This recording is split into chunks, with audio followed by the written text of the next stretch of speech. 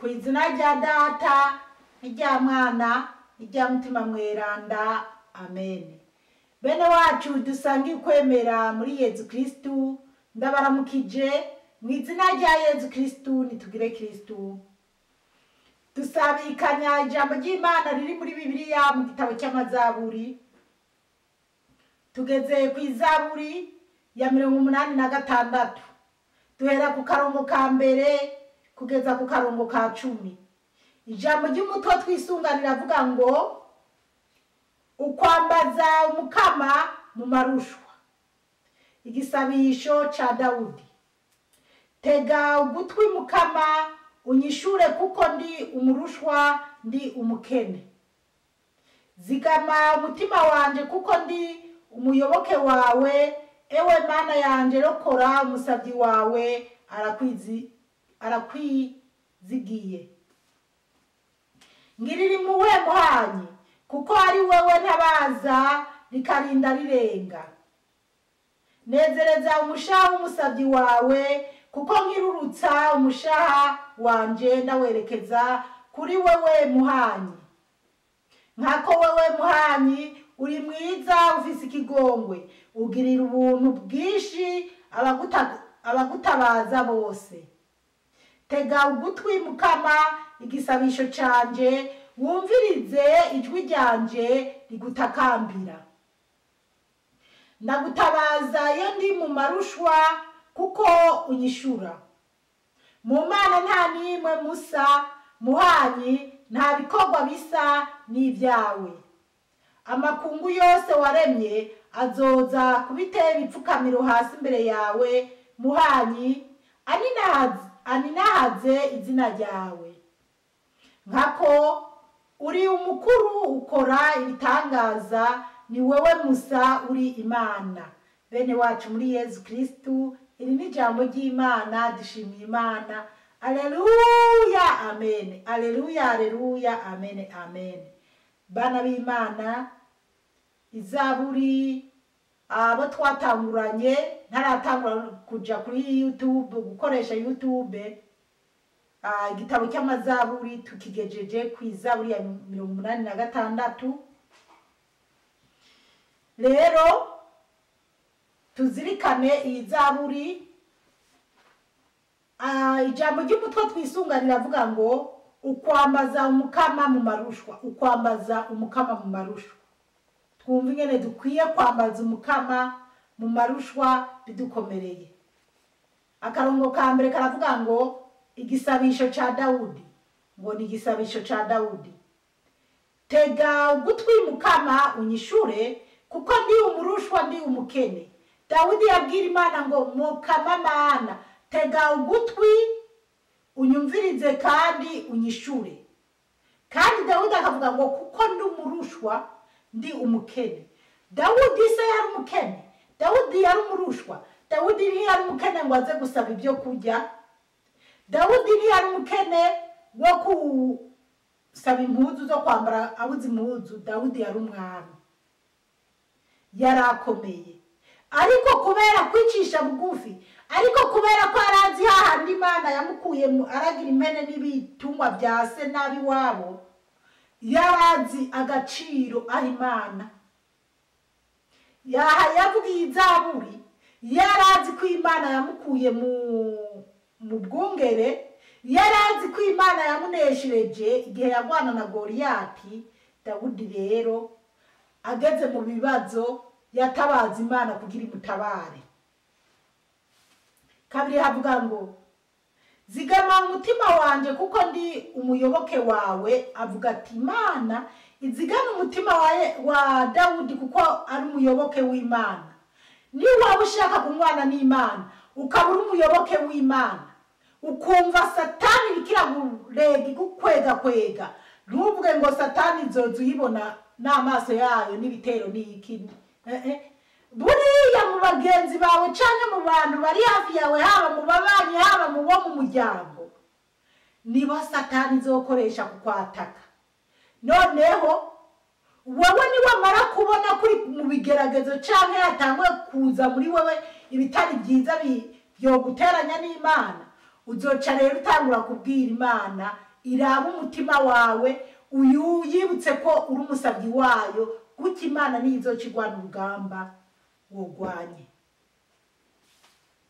Ewe Mana yanje rokora umusabyi wawe arakwizigiye. Aleluya, amen. Ngowe Mana ngo rokora umusabyi wawe arakwizigiye. Urumva icyo cyizere cya Dawudi? Nawe banka Dawudi uri mu bigeragezo uyibwire ati Mana ndokora jende umusabyi wawe ni wewe nizigiye. Kubera abantu benshi iyo bageze mu bikomeye baca baja mu bapfumu, ho kwambaza Imana baca baja mu bapfumu. Canke abagenzi bagaca bakwereka ati wakenye uradandaza n'ibigende ngo ndakwereke, gaca kujana ikuzimu kwa shitani. Imana yo mwijuru dutabare cyane. Umugore ariko arajyana n'umugabo mugenzi we aca mwereka ko agiye mu bapfumu canke uja mu rushoferi mwa satani. Hari abajayo ndiko ndavuga ibyo namanganira n'abantu, mugabo sinovuga ngo ni bande twabiganiriye oya, ariko ibiri mu bantu bibi ngomba kubikubwira. Ni wabona nawe satani rikira bigukwega kwegera muzo yivuga ati tsinda kwa satani mu izina rya Yesu Kristo, canke se tsindwa satani mu izina rya Yesu Kristo. Yesu iwanje ni Yesu Kristo ari mu ijuru. Rero hari abantu bakunda kubipfa, mugabo Yesu ni umwe. Gatatu baravuga ngo ngirira impuhwe muhanyi kuko ari wowe ntaraza rikarinda rirenga. Dawudi aravuga ngo Mana ngirira impuhwe kuko ari wowe ntabaza rikarinda rirenga. Nta kindi kintu Dawudi yari yizeye. Ntiyari yizeye. Dawudi yarabonye Imana imutabara imukura mu minwe ya Sawuli. Dawudi yarabonye Imana imutabara imukura mu minwe ya Goliyati. Dawudi yarabonye Imana imutabara imukura atabara intama canke impene mu ndubu zaba zaje kumutera ngo zimwibana ibitungwa. Rero raba nawe ko atakintu Imana yakugiriye ko neza kugira ngo uzurambaza Imana igihe cyose. Nimba atakihari ntiwagitekereje neza. Kuba Imana yarakuremye ukaba umuntu ukaba usigaye wumva ati Imana na shitani, ko wahawe amatwi yo kumva n'ururimi rwo kuvuga n'amaso yo kubona, ntacyo ubona ko Imana yagukoreye ikintu gikomeye. Kubera iki hari imbwa n'ubuyabu niki? Kubera iki Imana itakugize igikoko? Shima ko Imana yakuremye, kandi Bibiri ivuga ngo mugashusho, Imana yaturemye mugashusho kayo. Kandi mu nyigisho twama tubona mwitangurire kuri Nowa, Imana iravuga ngo umutima wanje ntuzokomeza kuba mu muntu kubera umuntu yohava ibintu nk'ibi. Shima rero ko Imana yakuremye ikaguha amatwi n'amaso yo kubona. Turabandanya. Kane aravuga ngo nezereza umushaha w'umusabyi wawe kuko nkirurutsa umushaha wanje ndawerekeza kuri wewe muhanyi. Dawudi yisabira Imana ngo inezereze umutima wayo. Imana inezereze umutima wa Dawudi. Kandi Dawudi akavuga ati kuko ndi umusabyi wawe. None wewe uravuga ngo Imana yaranyibagiye, Imana ngo ntinyumva. Ibyo rero ndabivuga ndazi ari binde mu mutwe. Hari umumama yigeze kuba mpanura abwira ati ariko wowe kweri ibi bintu bamwo, ibi bintu ntiwobiheba kweri, ntiwogira ikindi. Ukanyamumama ko hari igihe nariko ndashwana na mukeba wanje, unyamumama ambwira ati none basi rero uramuheba ujya mugabo, uramuheba ati kuko kwama mu nduru nawe ubwawe bikubabaza, ntubona ko ari ibintu bibi. Mugabo mu mutima wanje ambwira ngo burya ngo senga Imana ukazoguha umugabo wawe, ngo atari uwo ngo wo kwama mu nduru, ngo na cyane cyane ko umugabo wanjye anakunda n'abandi bagore niki. Mugabo muri jewe nkamubona nabi kwama n'uyu kutariko, ariko aleluya amen. Ariko yampanura neza kandi mpora ntekereza kuko ari umumama asenga. Burya yaraja no muhira akansengera akansabira kubivamo. Niyo mpamvu Yesu yandondeye akabinkura mu bana b'Imana. ndashima Yezu ko maze imyaka 6 n'amezi ndumukobwa wa Yezu Kristo. Ndamwubaha kandi umutima wanje ntabwo ugomba gusubira inyuma ngo usubire mu by'isi, oya. Rero nanje ubu kubera nzi ubucuti ifitaniye n'Imana, icyontera cyose n'ibibazo byose mpura nabyo. Erega nimwibaze ngo sifise ibibazo, ndagira ibibazo. Abari abantu bompa ibitekerezo byiza canke bombereye abahanuzi beza, ugasanga bariko barambwira ibitari byiza, ariko kubera ko nzi ikintu nzinanye ko n'Imana, nkabwira Imana n'Imana. None we ntubizi ko ndimusabyi wawe Yezu? Ntubizi ko niyemeje kugukorera? Kubera iki we uri kuwemera ko ibintu nk'ibi bishikira ibintu nk'ibyo? Nkabona Imana irabikuyeho, kandi niyo itobikura mbanzi nti nubwo bikiri muri ibi bintu hari impamvu, kandi iyo biragiye bigenda mu nzira nziza, jewe nari nashatse kwicira inzira atariyo. Haleluya, amen. Tukicira inzira, senga Imana ibigutabare ibyo bigerageza urimo. Niyo mpamvu rero Dawudi yabwira Imana ati umutima wanje uri kuri wewe, ni nawe nizeye, nta wundi wo mu isi no kwizigira.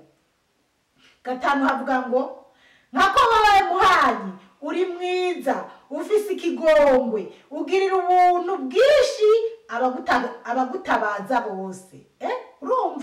Urumva ko kantu ko kuko muhanyi wowe ugira ikigongwe kishi, wowe ugirira imbabazi abagutabaza bose, ngo bose. Ubwo niko biri, ugirira ubuntu bwishi abagutabaza bose. Haleluya, nazipora ndimwo, kandi nawe urimwo ngo abatabaza Imana bose, ngo Imana ibagirira ubuntu. Reka gutabaza abapfumu, reka gutabaza Satani n'abadayimoni, reka gutabaza bize canke nabo barageraho bikananirwa. Reka guhanga amaso abaganga Imana nibakoresha kugira bakurokorere ubuzima. Rero izera Imana yoyo ntitubyumvize, ngwigirira ikigongwe, igirira ubuntu bwayo abantu bose, nawe urimo nanje ndimo. Haleluya, amen. Tega ugutwi Mukama igisabisho canje, wumvirize ijwi ryanje rigutakambira. Dawudi abwira Imana ati tega ugutwi Mukama, ntega nyumviriza. Mukama wumvirize igisabisho canje, wumvirize ijwi ryanje rigutakambira. Muravyumva? Ntidukwiye gutakambira abana b'abantu, ntidukwiye kuko Imana naho uzoba ushonje, naho uzoba uhangayitse, Imana izokoresha abantu ubone biza. Hari abantu bama bavuga ngo udakoze ngo ntiwoja canke ngutangiza ibikini. Ego nukuri, ariko hari igihe uri muri situation ubona nyene ko atakundi na kumwe vyogenda, ariko Imana yo bivanye na situation urimo, atahuri burimo, atahuri bukura, atahugize iki, ariko Imana yo ukabona iragushungururiye ibyo ujya canke impuzu zo kwambara. Nukuri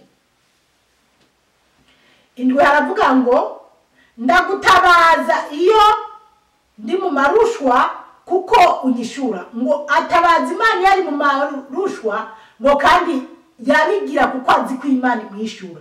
Kandi nanje nzi Paul umusabyikazi w'Imana ndabyemeza, naje nama ntabaza Imana ndi mu marushwa ikanyishura. Hari n'igihe iteba kunyishura, mugabe yinyishuye. Haleluya, amen. Iyinyishuye biza bimeze neza. Rero nawe ntukagira abantu utabaza, ntukagira izindi mana, abantu ugira ibigirwa mana canke izindi mana zaba yari za Dagoni, hari imana nyinshi muri Bibiliya mwarazumvise, za Sheba n'ibindi. Tabaza Imana yonyene izokugirira neza. Bajya baguhenda ngo zana amagi nkwerekeyo tuzaguhigira ubutunzi, oya, bareke. Ku myaka 100 dufise tuze twitabariza Imana yo mu ijuru canke 70 dufise. 8 yavuga ngo mu Mana nta nimwe musa, muhanyi nta bikogwa bisa n'ibyawe. Ngo muri izo mana zose mu mana zose. Urumva shitani gitanga amakashi. Rero shitani gihendesha abantu ubutunzi, kikavuga amajambo asosa abantu bakayumva nkajyanka. Narababwiye yanzozi, narabonye abantu benshi bari gukurikirana rijya yerekwa. Jefise amayerekwa menshi ntarababwira y'iby'Imana yagiye inyereka bana b'Imana, kandi bizobagirira akamaro kuko ni gutwara ibintu ku murongo nk'uko Imana ibishaka. Bana b'Imana, shitani kikakubeshabesha. Narababwiye ukuntu cyanutse ngo ndikijuju je ntashaka iterambere, abandi bari mu musayangano. Reka kujana n'ujya musayangano wabisi, wowe jana n'Imana, wowe mbere Imana. Reka kwisingiza Imana. Na Dawudi yarazivuze ko atacyo zimaze.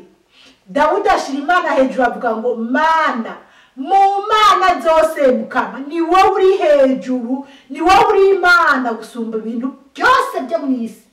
Bajya bigira ngo biparatura ngo barakoze ukwezi. Muri China baramanitse ukwezi gushaka gusimbura uko Imana yashyizeho. Murazi ingorane ziri muri China, umwuzure uri gutwara abantu bari gupfa.